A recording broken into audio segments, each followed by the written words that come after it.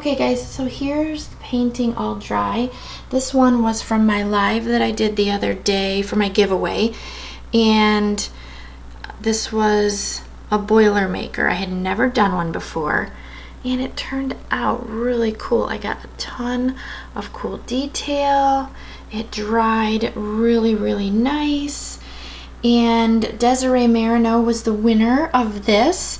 So once it's dried and cured and it gets varnished, then this will be going to Desiree's home. All right, so quite happy with this. All right guys, thank you for watching. Have a great day.